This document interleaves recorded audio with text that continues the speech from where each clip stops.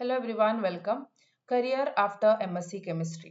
MSc Chemistry ചെയ്തതിന് ശേഷം നമ്മുടെ കരിയർ എങ്ങനെ ബിൽഡ് ചെയ്യണം, അതിന് നമുക്ക് ഏതൊക്കെ തരത്തിലുള്ള ഓപ്പർച്യൂണിറ്റീസ് ഉണ്ട്, അതിനെക്കുറിച്ചുള്ള ഡിസ്കഷൻ ആണ് ഈ വീഡിയോ.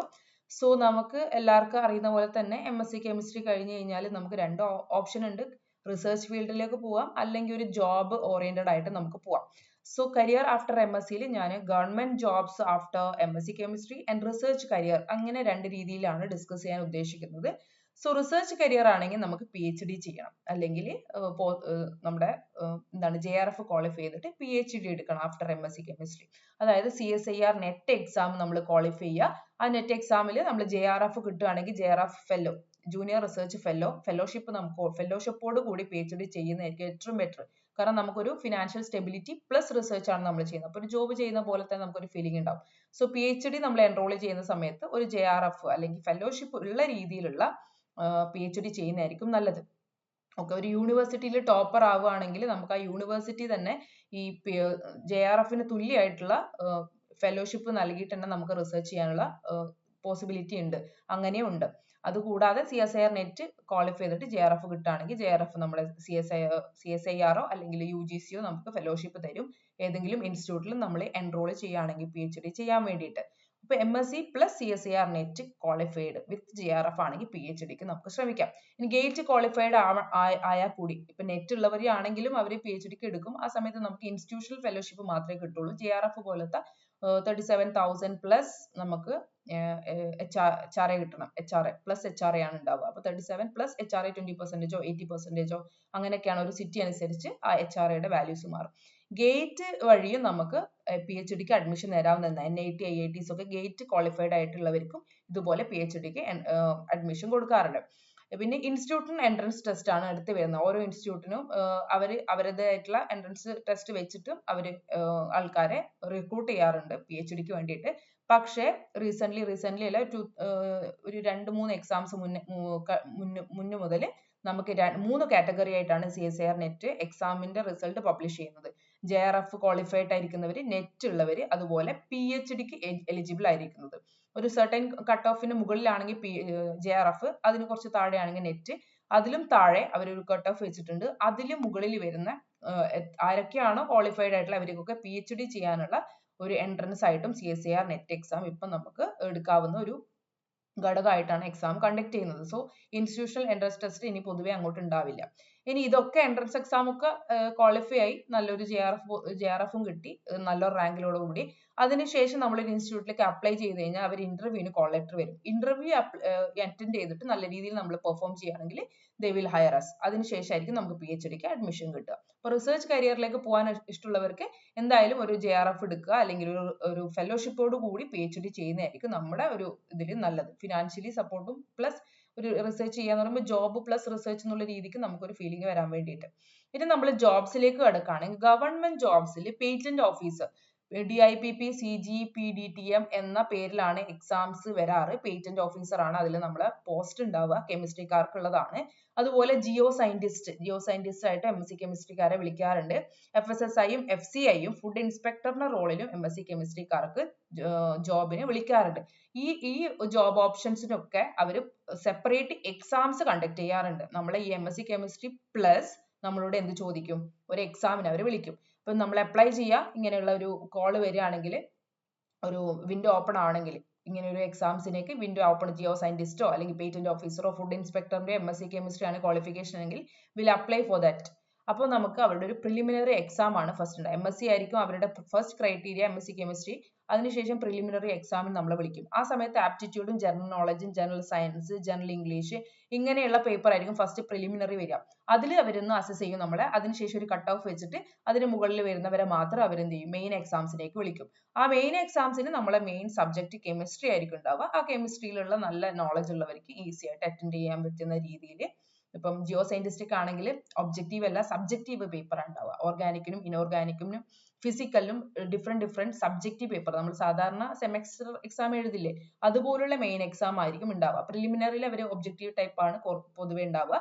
മെയിൻ എക്സാമിന് അവർ സബ്ജക്റ്റീവ് എക്സാം ടൈപ്പ് ആണ് നടത്താറ്. ഓക്കെ, അതിൽ ക്വാളിഫൈ ആവുന്നവരെ അവരെന്ത് ചെയ്യും, ഇന്റർവ്യൂവിലേക്ക് വിളിക്കും. അതിനുശേഷം കാര്യങ്ങളും പ്രൊബേഷനും കാര്യങ്ങളും ട്രെയിനിങ്ങും ഒക്കെ കൊടുത്തിട്ട് നമുക്ക് നല്ലൊരു പോസ്റ്റ് ഗവൺമെന്റ് ജോബിൽ സെൻട്രൽ ഗവൺമെന്റിന്റെ അണ്ടറിൽ നമുക്ക് നല്ലൊരു ജോബ് ഓപ്ഷൻ ആണ്. ഓക്കെ, FSSIയും അതുപോലെ ജിയോ സയന്റിസ്റ്റും പേറ്റന്റ് ഓഫീസർ FCIയിലൊക്കെ ഫുഡ് ഇൻസ്പെക്ടർ ഒക്കെ ആയിട്ട് MSc കെമിസ്ട്രിക്കാർക്ക് ഉള്ളത്.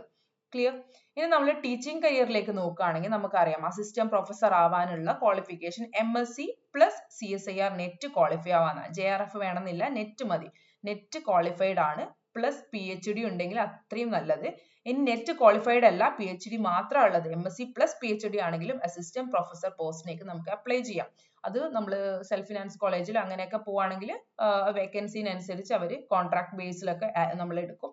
അല്ലാതെ ഒരു ഗവൺമെന്റ് ജോബ് പോലെ അസിസ്റ്റന്റ് പ്രൊഫസർ ഗവൺമെന്റ് ബേസിൽ പോവുകയാണെങ്കിൽ നമുക്ക് അവർ, ഫോർ എക്സാമ്പിൾ കേരളയാണ്, കേരള PSCയിൽ നമുക്ക് assistant professor in chemistry post അവർ വിളിക്കും. ആ സമയത്ത് അവരുടെ എക്സാം കൂടി KPSCന്റെ കേരള PSCയുടെ അസിസ്റ്റന്റ് പ്രൊഫസർ എക്സാം കൂടി ക്വാളിഫൈ ചെയ്ത് കഴിഞ്ഞാൽ റാങ്ക് ലിസ്റ്റ് വരും. അതിനനുസരിച്ച് നമ്മൾ റിക്രൂട്ട് ചെയ്യും. PGT ടീച്ചറിലേക്ക് വരികയാണെങ്കിൽ നമുക്ക് CSIR നെറ്റിന്റെ ആവശ്യമില്ല. അവിടെ നമുക്ക് B.Ed ക്വാളിഫിക്കേഷൻ ആണ് വേണ്ടത്. MSc പ്ലസ് B.Ed, പിന്നെ അവരുടെ എക്സാംസ് നടത്തും. അതിനനുസരിച്ചായിരിക്കും ഇന്റർവ്യൂവും കാര്യങ്ങളൊക്കെ നടന്നിട്ട് PGT ടീച്ചറായിട്ട് നമ്മളെ അവിടെ റിക്രൂട്ട് ചെയ്യുന്നത്. സോ ടീച്ചിങ് കരിയറിൽ നമുക്ക് മെയിൻ ആയിട്ട് അസിസ്റ്റന്റ് പ്രൊഫസറും PGT ടീച്ചറും ഉള്ളത്. PGT ടീച്ചർ നമുക്ക് B.Ed വേണം. ഓക്കെ. ഇനി പബ്ലിക് സെക്ടറിലേക്ക് വരികയാണെങ്കിൽ നമുക്ക് ONGC എല്ലാവരും കേട്ടിരിക്കും, കെമിസ്ട്രിക്കാർക്കൊക്കെ ONGC, NTPC, HPCL, IOCL ഇവിടെയൊക്കെ നമുക്ക് എന്തുണ്ടാവും, MSc കെമിസ്ട്രിക്കാർക്ക് ഓപ്പർച്യൂണിറ്റീസ് വരാറുണ്ട്. നമ്പർ ഓഫ് പോസ്റ്റ് കുറവായിരിക്കും പൊതുവെ. ONGCയിലൊക്കെ 5 to 6 ഒക്കെയാണ് നമ്പർ ഓഫ് പോസ്റ്റ് വരാറ്. ONGCയിൽ നമുക്ക് എക്സ്പീരിയൻസ് ചോദിക്കാറില്ല. NTPC, HPCL, IOCയിലൊക്കെ പ്ലസ് 2 year എക്സ്പീരിയൻസ് ചോദിക്കും. MSc കെമിസ്ട്രി ക്വാളിഫിക്കേഷൻ വേണം. പിന്നെ അവരുടെ എക്സാം അവർ നടത്തും. ആ എക്സാം നമ്മൾ അറ്റൻഡ് ചെയ്യണം. അതിൽ ക്വാളിഫൈ ആയി പ്ലസ് 2 year എക്സ്പീരിയൻസ് ഉണ്ടെങ്കിൽ ഇന്റർവ്യൂവിന് അവർ ഇൻവൈറ്റ് ചെയ്യും. ഇന്റർവ്യൂ നന്നായിട്ട് നമ്മൾ പെർഫോം ചെയ്യുകയാണെങ്കിൽ they will offer the job. ONGCയിൽ നമുക്ക് MSc കെമിസ്ട്രിയും ഗേറ്റിൽ നല്ലൊരു ടോപ്പ് റാങ്കും ഉണ്ടെങ്കിൽ, അതായത് ഒരു 50 അല്ലെങ്കിൽ ടോപ്പ് 100ലൊക്കെ നമ്മൾ വരികയാണെങ്കിൽ, ടോപ്പ് 50ലൊക്കെ വരികയാണെങ്കിൽ ONGC will call for the interview.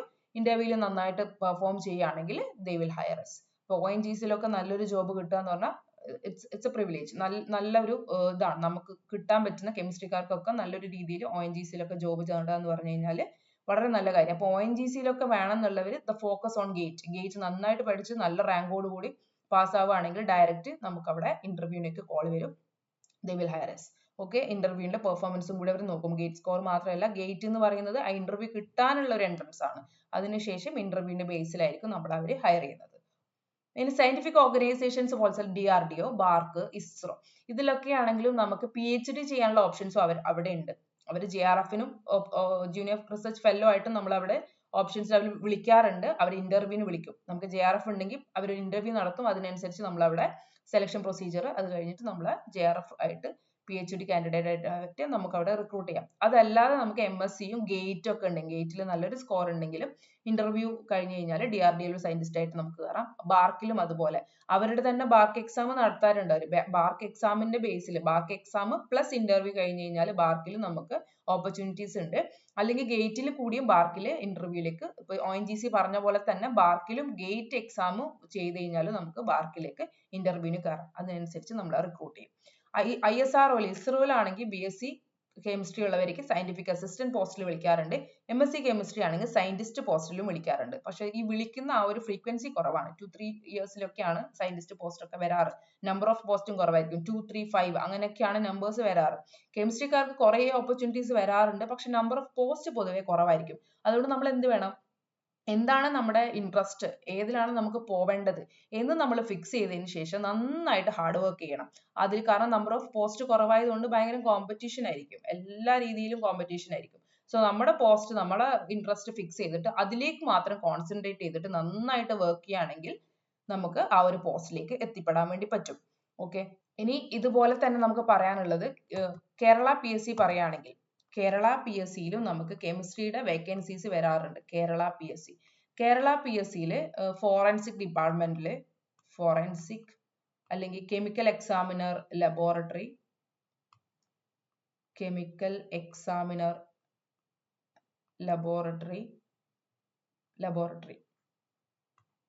അതുപോലെ തന്നെ നമ്മുടെ KMML എന്നൊക്കെ പറഞ്ഞിട്ട്, പിന്നെ മൈനിങ്, മിനറൽ ആൻഡ് മൈനിങ് അങ്ങനെയുള്ള അടുത്തൊക്കെ നമുക്ക് എന്ത് വരുന്നുണ്ട്, കെമിസ്ട്രിക്കാർക്ക് MSc കെമിസ്ട്രി ആണെങ്കിലും BSc കെമിസ്ട്രി ആണെങ്കിലും ഓപ്പർച്യൂണിറ്റീസ് വരാറുണ്ട്.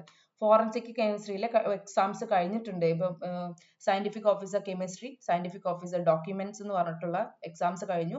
അതിൽ കെമിസ്ട്രി MSc കെമിസ്ട്രി ആയിരുന്നു ക്വാളിഫിക്കേഷൻ. അത് വെച്ച് നമുക്ക് എക്സാം എഴുതാം. നെറ്റിന്റെ ലെവലിലുള്ള ഒരു രീതിയിൽ പ്രിപ്പറേഷൻ നടത്തുകയാണെങ്കിലും നന്നായിട്ട് നമുക്ക് എന്ത് ചെയ്യാം, ആ എക്സാം ക്വാളിഫൈ ചെയ്തിട്ട് വരാം. അപ്പം അങ്ങനെ ചെയ്യുന്നവരുടെ ഒരു ഇന്റർവ്യൂ അവർ നടത്തും. ആ ഇന്റർവ്യൂവിന് ശേഷം റാങ്ക് ലിസ്റ്റ് പബ്ലിഷ് ചെയ്യും. അതിനനുസരിച്ച് വേക്കൻസി വരുന്ന രീതിയിൽ നമ്മൾ റിക്രൂട്ട് ചെയ്ത് പോകും. അതുപോലെ കെമിക്കൽ എക്സാമിൽ ലബോറട്ടറിയിൽ BScയും MSc ഉള്ളവർക്കും വിളിക്കാറുണ്ട്. ടെക്നിക്കൽ അസിസ്റ്റന്റ് പോസ്റ്റിലേക്കും വിളിക്കാറുണ്ട്. ഡയറക്റ്റ് സയന്റിഫിക് ഓഫീസർ എന്നുള്ള രീതിയിലും പോസ്റ്റ് വരാറുണ്ട്. KMML ടെക്നിക്കൽ അസിസ്റ്റന്റ് അല്ലെങ്കിൽ ജൂനിയർ അനലിസ്റ്റ് അങ്ങനെയുള്ള പോസ്റ്റിൽ വരാറുണ്ട്.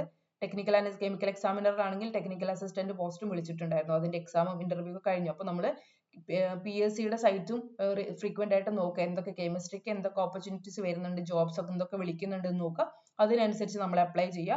അതിനനുസരിച്ച് പ്രിപ്പയർ ചെയ്യുക. നമ്മുടെ ഫോക്കസ് എന്താണ് അതിനനുസരിച്ച് പ്രിപ്പയർ ചെയ്യുക. നമ്പർ ഓഫ് പോസ്റ്റ് കുറവായിരിക്കും. ഇത് പറഞ്ഞ പോലെ തന്നെ ക്ലർക്ക്, അതുപോലെ UD ക്ലർക്ക്, LD ക്ലർക്ക് അങ്ങനെയുള്ള കാര്യങ്ങൾക്കൊക്കെ ഇഷ്ടംമാതിരി പോസ്റ്റ് ഉണ്ടാവും. പക്ഷെ കെമിസ്ട്രി വരുന്ന സമയത്ത് നമ്പർ ഓഫ് പോസ്റ്റ് കുറവായിരിക്കും. ആൾക്കാർ ഉണ്ട് ഇതുപോലെ തന്നെ. MSc കെമിസ്ട്രി പഠിച്ചവരെന്ന് പറയുമ്പോൾ അത്യാവശ്യം നന്നായിട്ട് കെമിസ്ട്രി ഹാൻഡിൽ ചെയ്യുന്നവരായിരിക്കും. അപ്പം നമ്മൾ അവരുടെ കൂടെ ഒരു പടി മുന്നേട്ട് നിൽക്കണമെങ്കിൽ കുറച്ചും കൂടി നന്നായിട്ട് പ്രിപ്പയർ ചെയ്യണം. നമ്മൾ ഫോക്കസ് അനുസരിച്ച് നന്നായിട്ട് 100% കൊടുത്തിട്ട് ഒരു എക്സാമിന് പ്രിപ്പയർ ചെയ്യുക. അതിനനുസരിച്ച് പോയി അറ്റൻഡ് ചെയ്യുക. എന്നിട്ട് നല്ല രീതിയിൽ പാസ്സായിട്ട് ആ ജോലിക്ക് കയറാം. സോ ഐ ഹോപ്പ് നമുക്ക് ഓൾമോസ്റ്റ് എല്ലാം MSc കെമിസ്ട്രി കഴിഞ്ഞിട്ട് ഏതൊക്കെ രീതിയിൽ എന്തൊക്കെ എക്സാംസ് ഉണ്ട്, ഏതൊക്കെ ഇതുണ്ട് നമുക്ക് അറിയാതെ, ഗേറ്റും നെറ്റും അല്ലാതെ ഏതൊക്കെ ഗവൺമെന്റ് ഓർഗനൈസേഷൻ നമുക്ക് ജോബ് ഓപ്പർച്യൂണിറ്റീസ് തരുന്നുണ്ടെന്നുള്ളത് ഡീറ്റെയിൽ ആയിട്ട് ഡിസ്കസ് ചെയ്യാൻ പറ്റിയെന്ന് വിചാരിക്കുന്നു. So all the very best. Thank you so much.